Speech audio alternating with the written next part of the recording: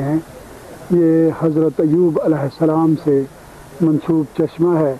اس کے بارے میں دو روایات پائی جاتی ہیں، ایک تو یہ کہ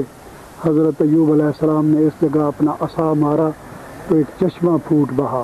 اور دوسری روایت یہ ہے کہ یہاں پہلے سے ایک چشمہ تھا اور حضرت ایوب جن سے صبر ایوب منسوب ہے، ان کو جب ان کی تکلیف اور ان کی اذیت اور بیماری کی انتہا ہو گئی تو اللہ تعالیٰ نے ان کی رہنمائی فرمائی اور وہ یہاں تشریف لائے اور اس چشمے کے پانی سے انہوں نے غسل کیا تو ان کی وہ تکلیف اور بیماری دور ہو گئی، اس لیے اس کو چشمہ ایوب کہا جاتا ہے۔ چشمہ ایوب مقبراسی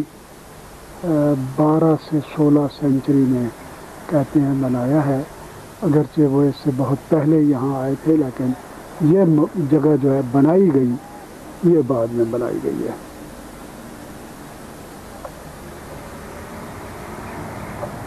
یاد سو رہا ہے،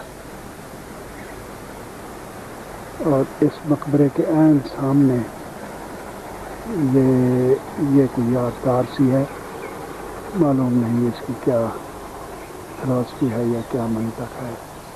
بہرحال یہ ایک چھوٹی سی یادگار ہے، اور سامنے ایک چھوٹا سا پارک بھی ہے۔